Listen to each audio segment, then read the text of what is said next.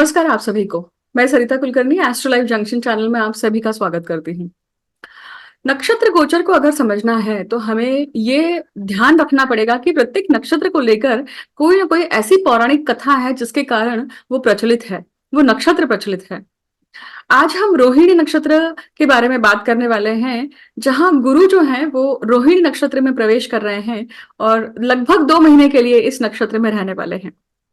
हम ये समझने वाले हैं कि नक्षत्र गोचर को किस प्रकार से आसानी से हम अपने जीवन में समझ सकते हैं और देख सकते हैं कि किस प्रकार के परिणाम आएंगे और उन परिणामों में उसकी इंटेंसिटी कम ज्यादा कैसे करें, ऐसा क्या करें जिसके कारण उस नक्षत्र का जो दुष्प्रभाव है या हम कोई गलत काम करने के लिए जब टेम्प्ट होते हैं या गलत डिसीजन लेते हैं वो किस प्रकार से दूर हो सकता है। तो कीवर्ड क्या है, उस नक्षत्र की जो पौराणिक कथा है उसे समझें। रोहिणी नक्षत्र 27 नक्षत्रों में से एक ऐसा नक्षत्र है जिसके बारे में एक ऐसी कथा प्रचलित है कि हम सभी जानते हैं कि रोहिणी जो चंद्र की पत्नी थी और रोहिणी दक्ष प्रजापति की कन्या थी। 27 जो नक्षत्र हैं वो दक्ष प्रजापति की कन्याएं हैं। उसमें से रोहिणी की ऐसी व्यक्तिमत्व थी जो सर्वगुण संपन्न थी, जिसके पास सभी कुछ था। रोहिणी के पास आकर्षण था, मोह था, सभी प्रकार के रस से अभिभूत वो व्यक्तिमत्व रही हैं। अब इसके कारण चंद्र जो है वो सबसे ज्यादा उनके पास में टाइम स्पेंड करते थे। बाकी जो 26 नक्षत्र थे, मतलब बाकी जो सभी नक्षत्र कन्याएं थी, उनका ये कहना था, उनकी बाद में ये कंप्लेंट आने लगी और दक्ष प्रजापति को उन्होंने ऐसी कंप्लेंट करी कि चंद्र जो है, हम उनकी पत्नी होने के कारण भी बावजूद उनकी पत्नी होने के बावजूद भी चंद्र हमारे साथ में उतना समय नहीं बिताते हैं जितना रोहिणी के साथ बिताते हैं।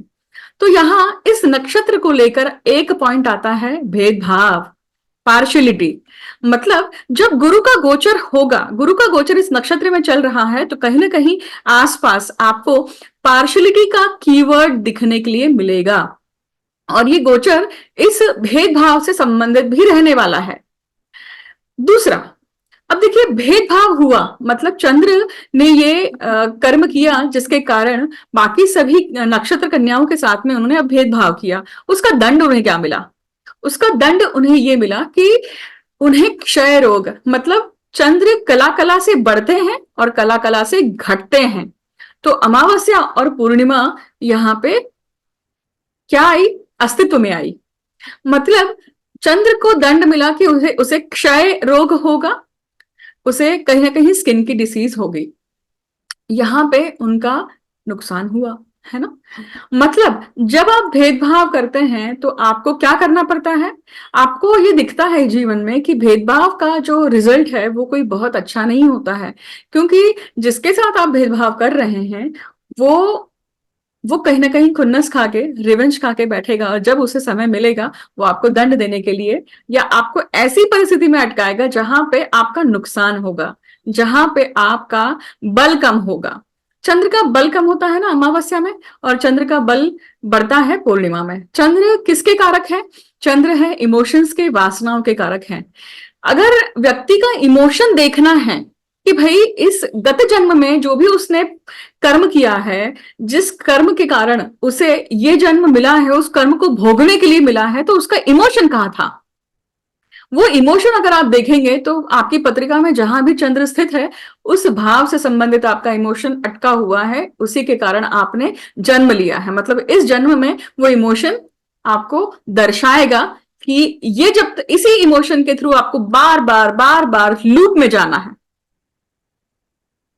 बहुत बार होता है ना कि ब्रेकअप होते हैं, बहुत बार होता है कि आप किसी व्यक्ति से प्रेम करते हैं परंतु आपको उसका प्रतिसाद नहीं मिल पाता है।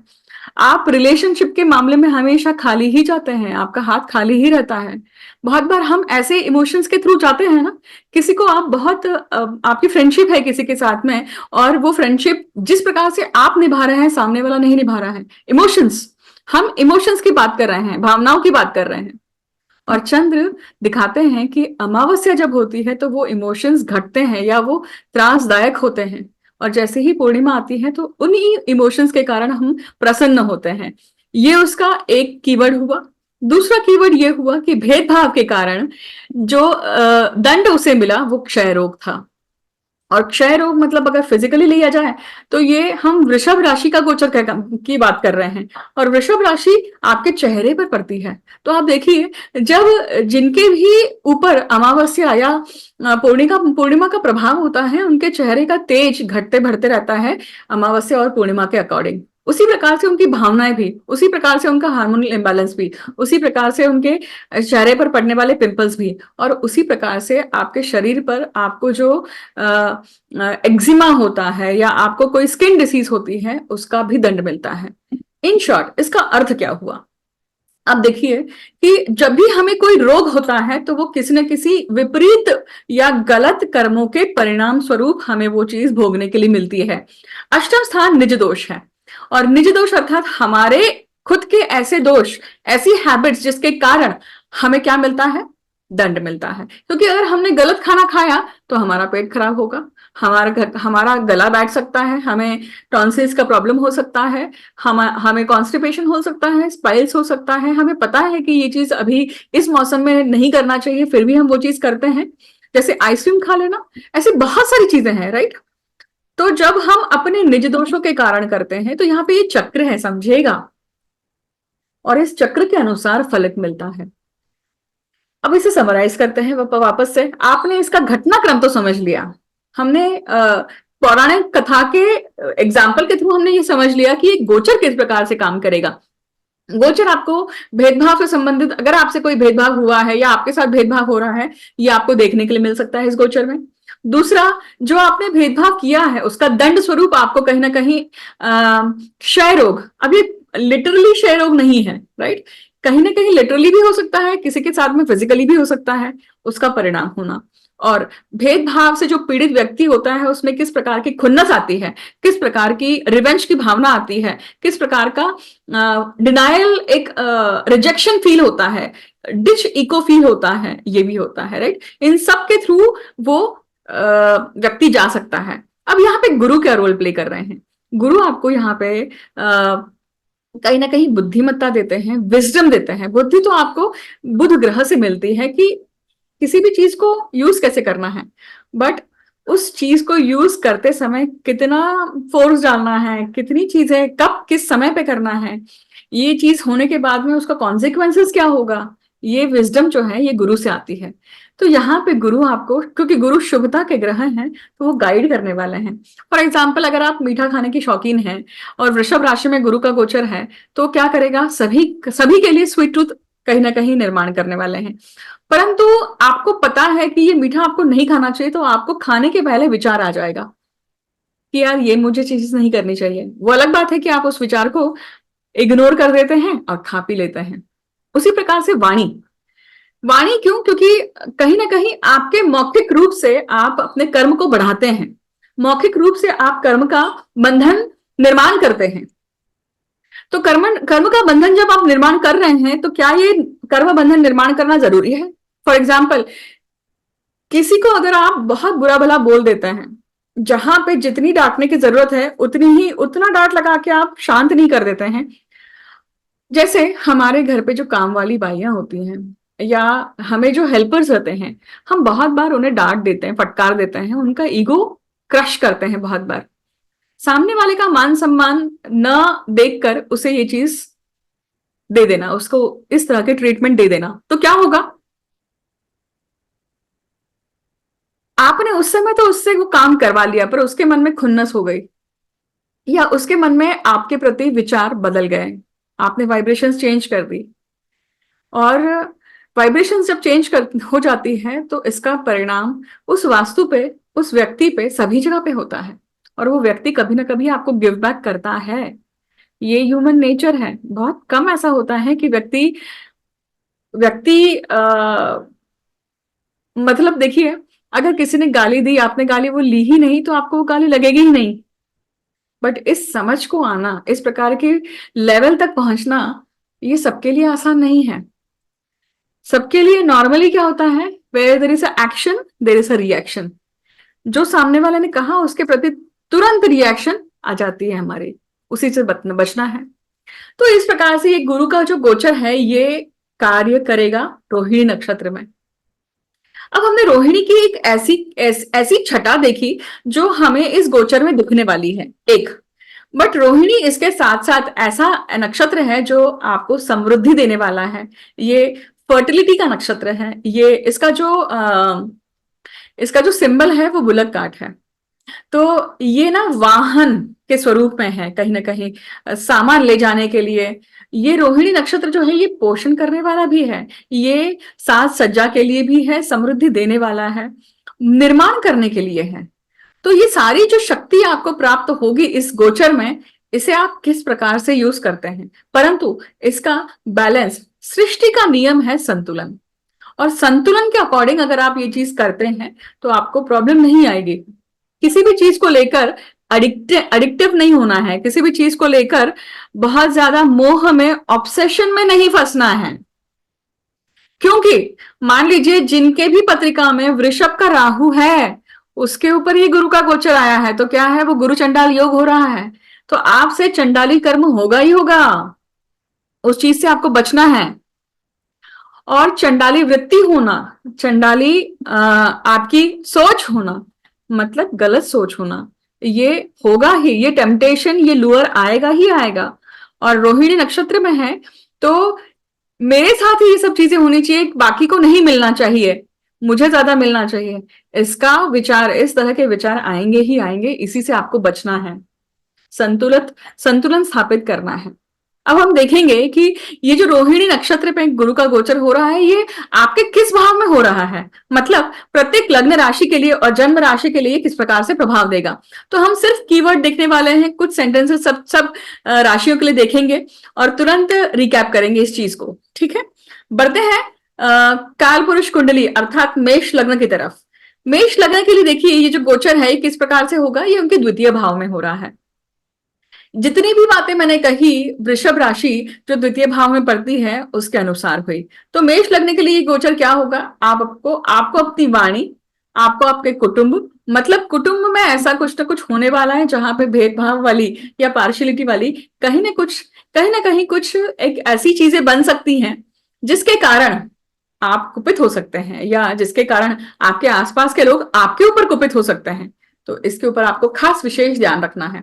खान पान का भाव है, इसका अर्थ है कि खाने पीने पे भी आप विशेष कंट्रोल रखना पड़ेगा।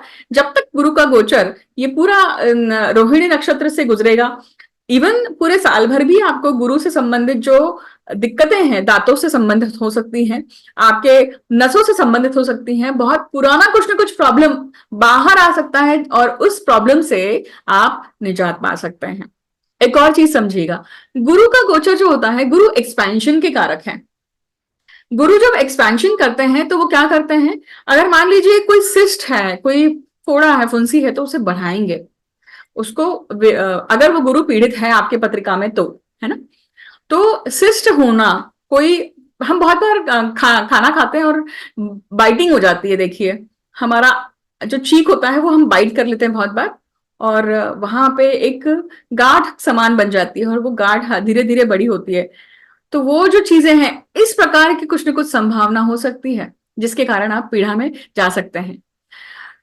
खान पान हुआ, वाणी पर हुआ, और कुटुंब में जो भेदभाव की स्थिति है, किसी के साथ होना या किसी के साथ करना, ये दोनों चीजें, इन सब तरह का परिणाम हो सकता है।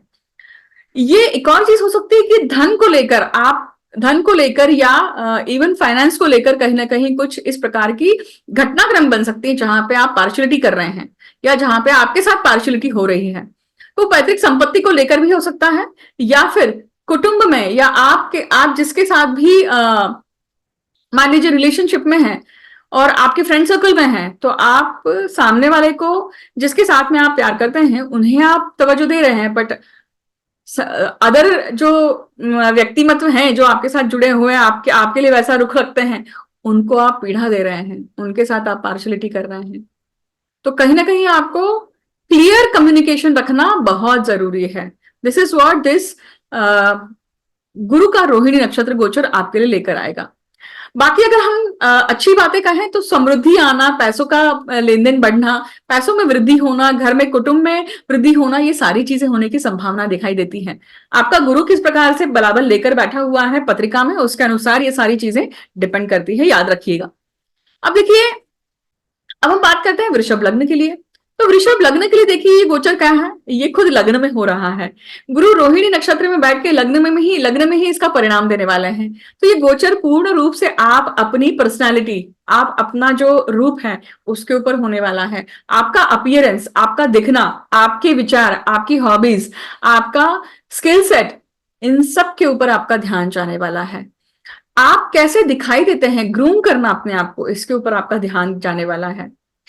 रोहिणी जो है ये बहुत सारे अलग अलग प्रकार की हॉबीज को भी दर्शाते हैं, कला क्षेत्र को दर्शाता है। और कला क्षेत्र को दर्शाने के साथ साथ कहीं ना कहीं कला से आसक्त होना, कला को लेकर कुछ ना कुछ नई चीजें करना, ये सारे योग देता है। अब समझिए कि ये गोचर जो है ये अकेला यहाँ पे नहीं है, राइट। इसके साथ में और भी ग्रह संलग्न है, मतलब शुक्र है, सूर्य है, बुध है, ये तीनों ग्रह संलग्न है। तो कहीं ना कहीं इन सब का परिणाम उस वृषभ राशि पे और वृश्चिक राशि पे होगा। मतलब आपके और आपके स्पाउस में कुछ न कुछ ऐसी घटनाक्रम होने वाली है जो बहुत डिफरेंट है, जो बहुत अद्वितीय है। ये अच्छा भी हो सकता है, डिपेंड करता है कि ये ग्रहमान स्थिति आपकी पत्रिका में कैसी है, शुभ है या अशुभ है। परंतु अगर गोचर की बात करें तो ये केओस भी है, आपके विचारों में केओस है। कहीं ना कहीं आपके विचारों में कहीं ना कहीं गुरु कहते हैं कि मेरी बात सुनो, बुध कहता है मेरी बात सुनो, फिर सूर्य कहता है मेरी बात सुनो। क्योंकि अगर आप देखेंगे तो बुध और सूर्य दोनों ही रोहिणी नक्षत्र में चल रहे हैं। शुक्र निकल चुके हैं रोहिणी नक्षत्र से, परंतु बाकी के ग्रह जो हैं वो इस प्रकार के परिणाम आपको देने वाले हैं। तो रोहिणी नक्षत्र स्ट्रांग होने के कारण आपसे भेदभाव के कंडीशन बनना और उसका दंड स्वरूप आपको कहीं ना कहीं इस प्रकार की प्रॉब्लम आना संभावना है। बाकी अगर हम पॉजिटिव साइड की बात करें तो क्या होगा, ये आपको गोचर क्या दे रहा है, ये गोचर दे रहा है कि ये आप कुछ ना कुछ नवीन निर्माण कर सकते हैं यहाँ पर। तो वो आपका आपका बिजनेस हो सकता है, आप नए प्रोफेशन को लेकर कहीं ना कहीं प्रवृत्त हो सकते हैं, इस प्रकार की संभावना बनती है। मिथुन लग्न के लिए देखिए ये गोचर कहाँ हो रहा है, उनके व्यय स्थान में हो रहा है। गुरु का गोचर व्यय स्थान में रोहिणी नक्षत्र में होना क्या दर्शाता है कि यहाँ पे आपके सेक्सुअल प्लेजर्स बढ़ने की संभावना ज्यादा दिखाई देती है। आप ज्यादा रसिक होंगे, आप ज्यादा इन सब चीजों को लेकर ऑब्सेस होने की संभावना दिखाई देती है। और इसके कारण क्या होगा, बाकी जगह पे आपका इग्नोरेंस होना। व्यय स्थान ये दर्शाता है कि आप आंखों से जो देखते हैं, आप अपनी ऊर्जा सबसे ज्यादा कहां पे क्षय कर रहे हैं, राइट। तो जो क्षय है, जो खर्चा है, वो कहाँ है, किस तरफ है, शैया सुख की तरफ है। तो इस चीज से आपको बचना है कहीं ना कहीं। इन सब चीजों को लेकर एक संतुलन स्थापित करना पड़ेगा। ये गोचर क्या करता है, कहीं ना कहीं इन सब चीजों को बढ़ाएगा आपके अंदर, इन इन विचारों को, इस भूख को बढ़ाएगा। फॉरेन ट्रैवल हो सकता है, फॉरेन में आपका रहना हो सकता है, फॉरेन में अलग अलग जैसे जो स्पेकुलेशन की जो जगहें हैं जैसे लास वेगस है, जहां पे भी कसिनो है, इस जगहों पे जाकर विजिट करना और वहां पे पैसा खर्च होना, इसकी संभावना दिखती है। देखिए यहाँ पर अगर हम कर्क लग्न की बात करें तो ये गोचर कहाँ हो रहा है, उनके उनके लाभ भाव में हो रहा है। लाभ भाव में गुरु का रोहिणी नक्षत्र में आना लाभ के लिए बहुत अच्छा है, क्योंकि लाभ के लिए अभी 3-4 ग्रह यहाँ पे बैठे हुए हैं। पर क्या सच में लाभ मिल रहा है आपको, ये प्रश्न करना होगा, right.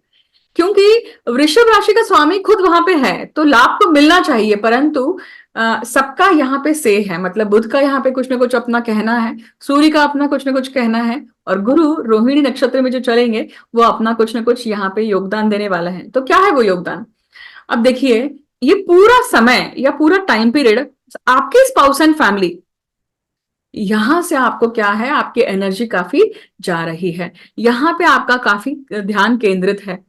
Spouse and family, friend circle, contact circle, आपकी सैलरी, आपके आपके जॉब के प्रति जो चीजें बढ़नी चाहिए, एक्सपेंशन होना चाहिए, उसमें आपकी एनर्जी जाएगी और उसमें आप कहीं ना कहीं कुछ ना कुछ बढ़ाने की कोशिश करेंगे।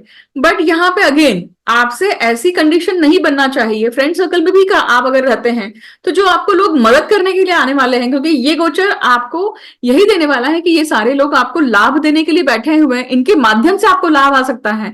बट आपसे पार्शलिटी नहीं होनी चाहिए, क्योंकि बाकी के ग्रह जो हैं वो, या बाकी के जो लोग हैं जो जो वो ग्रह दर्शा रहे हैं, उससे वो पार्शलिटी बर्दाश्त नहीं होगी और वो आपके लिए बैकफायर हो सकता है। क्यों? क्योंकि व्यय स्थान का स्वामी भी वहां पे बैठा हुआ है, बुध।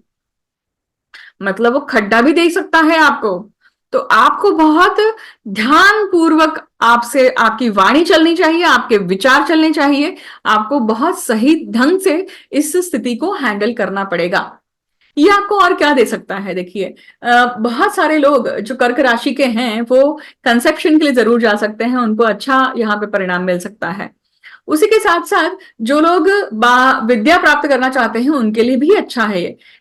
खास करके कला के क्षेत्र में जो भी आप विद्या प्राप्त करना चाहते हैं उनके लिए आपको काफी अच्छा परिणाम मिल सकता है। अब सिंह लग्न के लिए देखते हैं। सिंह लग्न के लिए देखिए, ये जो गोचर है ये उनके दशम भाव में हो रहा है। दशम भाव में ये 4 ग्रहों का जमावड़ा है, और गुरु जो है वो रोहिणी नक्षत्र में चल रहे हैं। मतलब रोहिणी नक्षत्र में और कौन से ग्रह हैं? यहाँ पे बुध है, फिर ये सूर्य है। इसका अर्थ है कि रोहिणी नक्षत्र में, मतलब निर्माण करने वाले नक्षत्र में, ब्रह्मा के नक्षत्र में ये जब ग्रह आते हैं तो वो आपको कहीं ना कहीं क्रिएटिविटी देते हैं, निर्माण करने के लिए क्षमता देते हैं, वर्कहॉलिक बनाएंगे वो आपको कहीं ना कहीं सबके नजर में लेकर आएंगे, क्योंकि सूर्य है वहां पे, वो आपको शाइन देंगे। तो सिंह राशि के जो लोग हैं उनके लिए ये पूरा गोचर कैसा है? ये आपको कहीं ना कहीं बहुत ऊपर लेके आने वाला है, काफी अच्छा आपको देने वाला है, प्रमोशन देने वाला है। ये गोचर कहीं ना कहीं आपको नई अपॉर्चुनिटीज देने वाला है, नई रिस्पॉन्सिबिलिटीज देने वाला है।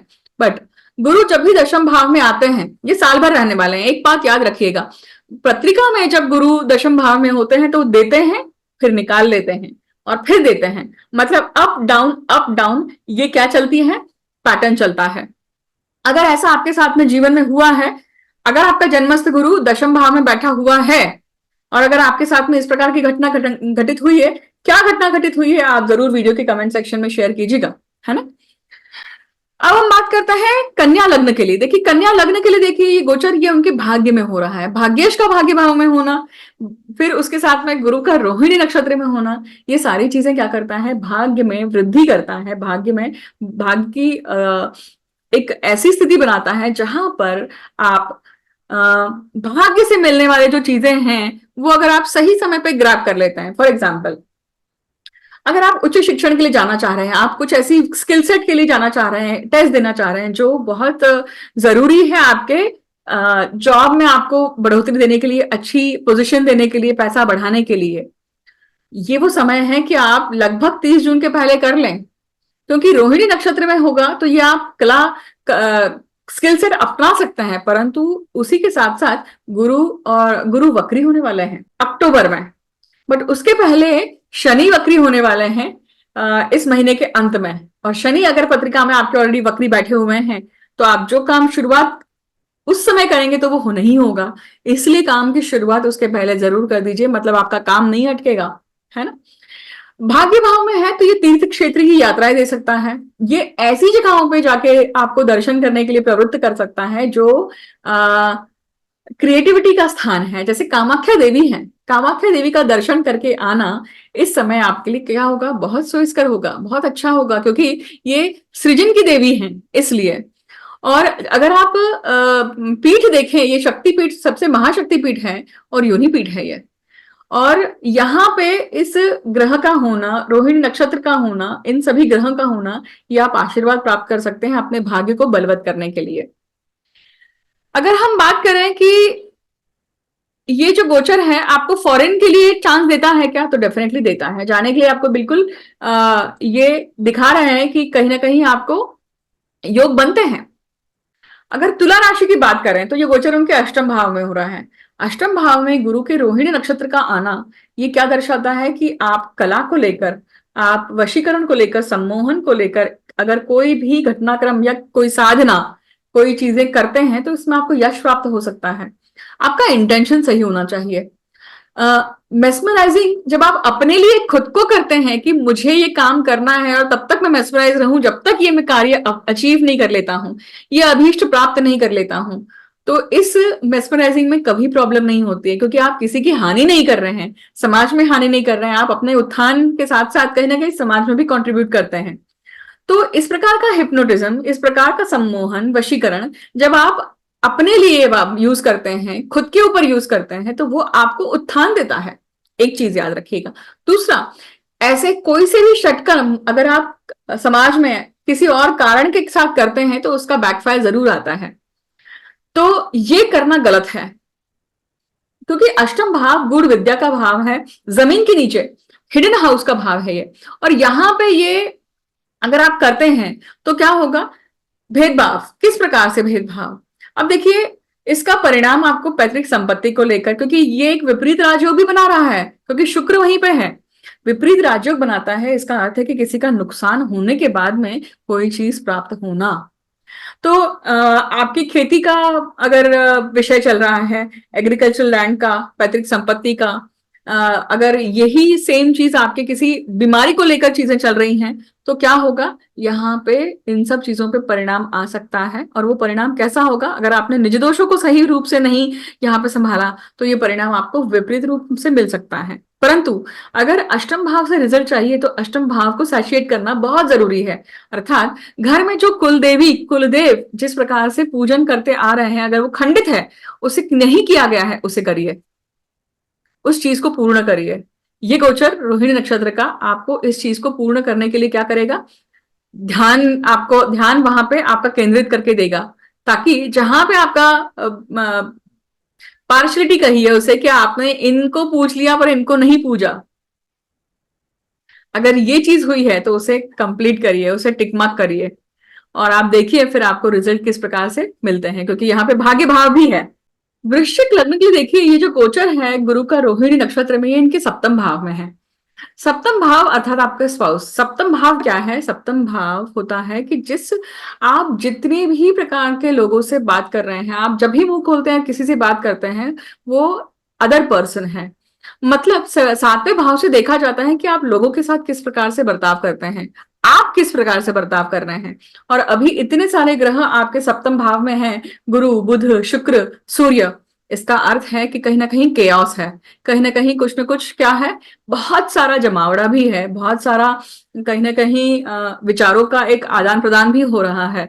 अगर आपके स्पाउस की बात करें तो शायद हो सकता है कि यहाँ पे गुस्सा या झगड़ा भी है, ईगो क्लैशेस भी है, क्योंकि सूर्य है यहाँ पर और गुरु का होना ये कहीं ना कहीं दर्शाता है कि आप अपने स्पाउस पे या स्पाउस आपके ऊपर इस प्रकार की स्थिति बना रहे हैं जहां पे आप किसी चीज को लेकर इग्नोर कर रहे हैं, उन्हें ध्यान नहीं दे रहे हैं। और आपका ध्यान कम होने के कारण, आपका अटेंशन कम होने के कारण वो आपको दिक्कत है, वो आपको ये चीज वर्बली बोल रहे हैं बट आपका ध्यान नहीं जा रहा है, और आपको आपका उस तरफ ध्यान जाना चाहिए।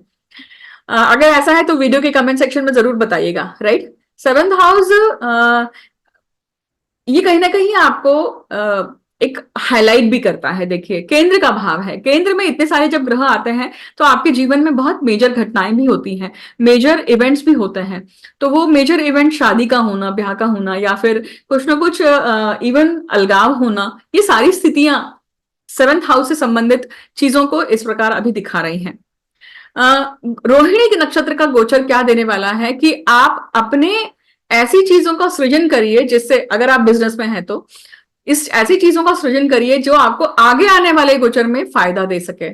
ऐसे लोगों के साथ में जुड़िए जो आपको एक्सपेंशन के लिए आपको फायदा दे सके। अब ये कौन से लोग हो सकते हैं? तो ये कला क्षेत्र से हो सकते हैं, ये सिनेमा से हो सकते हैं, ये आपके इस प्रकार के जो लोग हैं जो टीचिंग फील्ड में हैं, कुछ ना कुछ किसी न किसी प्रकार की टीचिंग कर रहे हैं, और खास करके आश्रम, इन लोगों के साथ में भी आप अगर कनेक्ट होते हैं तो ये आपको आगे चल के आपके वेंचर के लिए, आपके बिजनेस के लिए कहीं ना कुछ इसका फायदा जरूर होगा।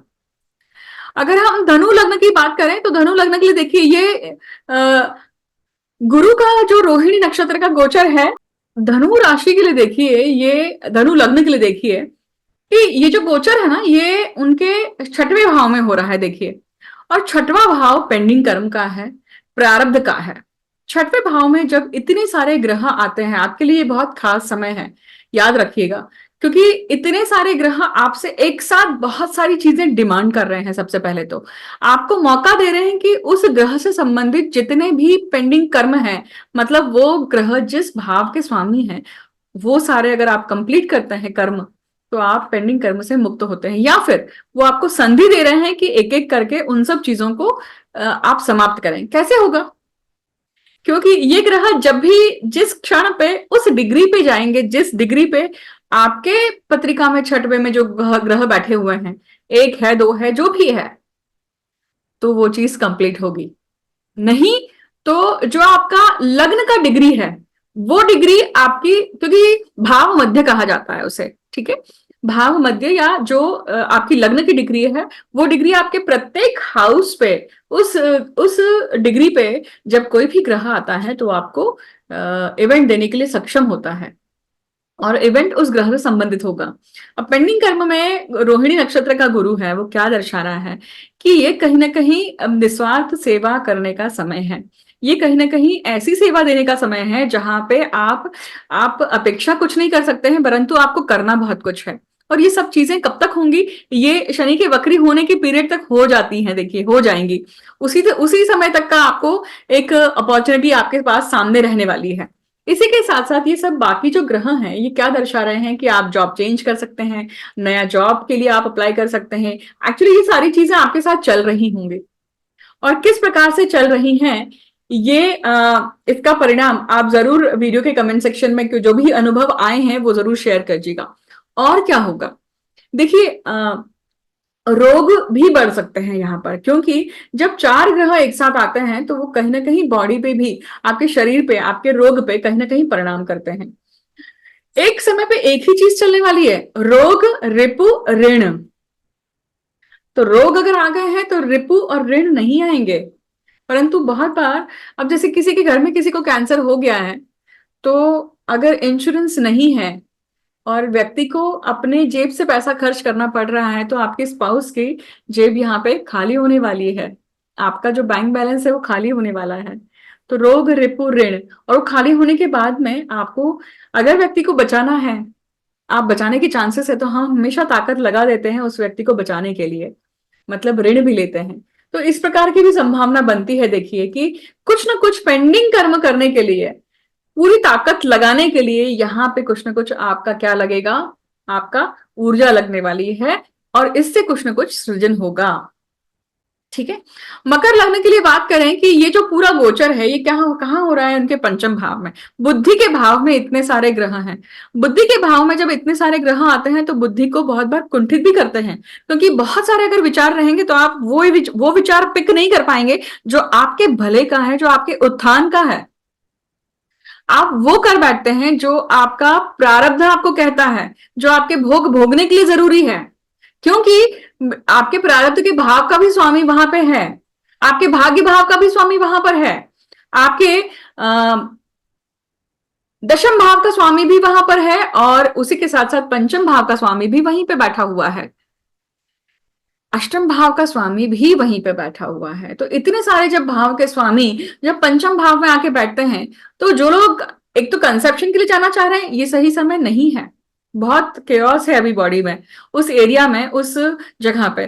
खास करके हो सकता है कि आपको पेट से संबंधित, आपको टॉन्सिल से संबंधित कुछ ना कुछ प्रॉब्लम हो सकती है, कुछ ना कुछ थायराइड से संबंधित भी प्रॉब्लम आ सकती है, पेट में कुछ ना कुछ समस्या आ सकती है। ये समय है कि आप अपने बच्चों पे कहीं ना कहीं कंसंट्रेट करें।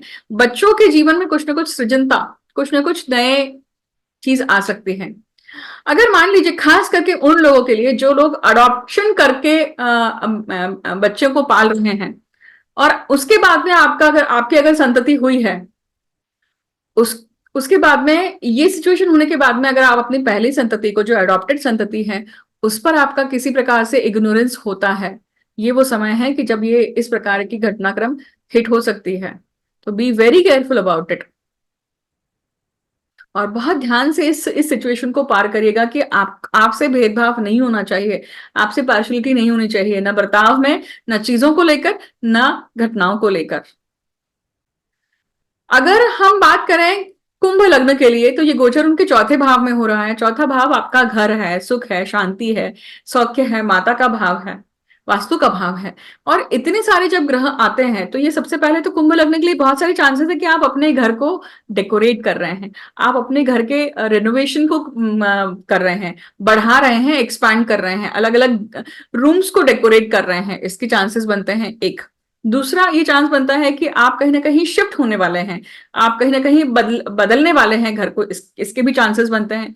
माता से संबंधित लेकर कोई ना कोई दिक्कत हो सकती है यहाँ पे, जिसको आपको केयरफुली हैंडल करना है। गुरु यहाँ पे रोहिणी नक्षत्र में रहकर क्या करते हैं कि वो आपको सृजनात्मक क्या कर रहे हैं, एक ऐसी बुद्धि दे रहे हैं जिसके कारण आप घर में सुख शांति ला सकते हैं। वास्तु की गाइडेंस लेकर आप शायद यहाँ पे चीजों को अच्छा कर रहे हैं, सॉल्व कर रहे हैं। ये विद्या व्यासन के लिए भी बहुत अच्छा समय है कि आप अलग अलग प्रकार के स्किल सेट को अक्वायर कर सकते हैं, ये चांसेस आपको बन सकते हैं। अंतिम लग्न की बात करते हैं, मतलब मीन लग्न की बात करते हैं। ये गोचर हो रहा है उनके तीसरे भाव में, पराक्रम भाव में। पराक्रम भाव में जब ये गुरु का गोचर होता है और वो भी रोहिणी नक्षत्र में है, तो ये आपके उपदेशों का भाव है, ये आपके खुद के सेल्फ एफर्ट्स का भाव है, ये आपके खुद के छोटे ट्रैवल्स इसका भाव है। यहाँ पर आप जो भी चीजें करेंगे उससे कुछ ना कुछ आप आउटपुट एक्सपेक्ट कर रहे हैं, आप कुछ ना कुछ आपके लिए यहाँ पे सेल्फ ग्रोथ का एक्सपेक्टेशन लेकर चीजें कर रहे हैं। ये वो टाइम पीरियड है जब आप अपने हेल्थ को लेकर भी कुछ ना कुछ कर रहे हैं। सिबलिंग्स के साथ में आपका कुछ बहुत अच्छा यहाँ पे गेट टुगेदर होना, या कुछ ना कुछ इवेंट घटना, कुछ ना कुछ मेजर घटनाएं आपके जीवन में सिबलिंग्स के साथ में होने वाली है। तो वो हो सकता है कि रिकनसाइल होना, हो सकता है उनके साथ बाहर घूमने जाने का प्लान होना, ये सारी चीजें हो सकती हैं। या फिर कोई ऐसा विषय जिसको बहुत लंबे समय से आपने दबा के रखा हुआ है, कोई भी बात नहीं कर रहा है, और वो विषय इस समय आएगा और आप बातचीत करेंगे, इसकी भी संभावना हो सकती है। प्रवासों की भी संभावना है यहाँ पर। घर चेंज होने की संभावना है, चेंज ऑफ रेसिडेंस होने की संभावना है। आप अपने जॉब को त्याग कर सकते हैं, नए जॉब को लेने के लिए जो भी स्किल सेट एक्वायर करनी है वो करके फिर लेना, इसकी भी संभावना दिखती है। इस प्रकार से ये गोचर जो है आप सभी के लिए कार्यरत, हम सभी के लिए कार्यरत होगा, राइट। बहुत बार देखिए, जब नक्षत्र गोचर होता है उस नक्षत्र को एक्टिवेट करने के लिए हम सलाह देते हैं कि आप उस नक्षत्र का जो पेड़ है, पौधा है, उसे लगाएं, या उसकी जड़ को अपने पास रखें, या उसके पत्तों से पत्तों का पाउडर लेकर आप जिस भी भाग में आपके शरीर के अगर त्रास हो रहा है उसे आप वहां पे लेप लगा के, ये बिना आयुर्वेदिक सलाह के नहीं, मत कीजिएगा, नहीं तो कुछ ना कुछ प्रॉब्लम ना हो बैठे। पर आप उस पेड़ की जड़ को अपने पास रख सकते हैं। आप उसे रेमेडी के स्वरूप में अपने पास, अपने पर्स में, या अपने गले में धारण कर सकते हैं। एक इस नक्षत्र का जो, अब मैं पेड़ के कौन सा पेड़ है उसके ऊपर भी आने वाली हूं, एक मिनट रुकिए। अब ये जो नक्षत्र है इसका जो चिन्ह है ना, वो बुलक काठ है। जितने भी नक्षत्र हैं आपकी पत्रिका में, जो भी ग्रह जिस नक्षत्र में है उस नक्षत्र का जो भी सिंबल है, जो भी वो अगर आप अपने घर पे रखते हैं, अपने आसपास रखते हैं, अपने ऑफिस के डेस्क पर रखते हैं, तो वो नक्षत्र एक्टिवेटेड रहता है। नक्षत्र एक्टिवेटेड रहता है अर्थात उस ऊर्जा को वो संचालित करते रहता है, उस ऊर्जा की अच्छी जो रिजल्ट है, प्रोजेक्शन है, वो आपको मिलती है। तो आप बुलक कार्ट अपने ऑफिस के टेबल पे, या आप अपने घर पे, या आपके जहां पे आप काम कर रहे हैं वहां पे जरूर रख सकते हैं और इस नक्षत्र को एक्टिवेट कर सकते हैं। अभी जो मौसम है वो बारिश का मौसम लगभग आ ही चुका है, और हमने देखा कि इस मौसम में बहुत बार हमें जामुन भी प्राप्त होते हैं। तो जो जामुन का पेड़ है ना, वो रोहिणी नक्षत्र का आराध्य पेड़ है। देखिए, इस पेड़ की उपासना या इस पेड़ की जड़ को साथ में रखना, या इन इन फलों का सेवन करना, इससे भी क्या होगा, इस नक्षत्र को एक्टिवेट कर किया जा सकता है, इस नक्षत्र की ऊर्जा को एक्टिवेट किया जा सकता है। जामुन का उपयोग डायबिटीज को कम करने के लिए बहुत अच्छे से किया जा सकता है, पर वो फ्रेश होना चाहिए। इसी प्रकार आप गुरु की आराधना भी कर सकते हैं, मतलब गुरु की गायत्री की आराधना, मतलब ओम ब्रह्म बृहस्पति नमः, या गुरु जी की जो गायत्री है उसे भी आप चैंटिंग करके इस गोचर को, इस गोचर के अच्छे फलों को और ज्यादा द्विगुणित कर सकते हैं और बुरे फलों को, इसकी इंटेंसिटी कम कर सकते हैं। आई होप गुरु का रोहिणी नक्षत्र का गोचर आप सभी के लिए बहुत अच्छा हो। जो भी अनुभव आपके आते हैं या जो भी चीजें मैंने आपको वीडियो में बताई हैं, उसका अगर आपको एक्सपीरियंस कैसा रहा है वो आप वीडियो के कमेंट सेक्शन में भी जरूर शेयर कर सकते हैं। आज का वीडियो मैं यहीं पे बंद करती हूँ, विराम देती हूँ। आप सभी ने मुझे शांतिपूर्वक सुना, उसके लिए बहुत बहुत धन्यवाद। होपफुली ये इन्फॉर्मेशन आपके आपके परिवारजनों के लिए कहीं ना कहीं बेनिफिशियल होगी। मुझे अंत तक सुनने के लिए बहुत बहुत धन्यवाद। नए वीडियो के साथ में, नए विषय के साथ में आपके समक्ष जल्दी ही आती हूँ। Thank you so much.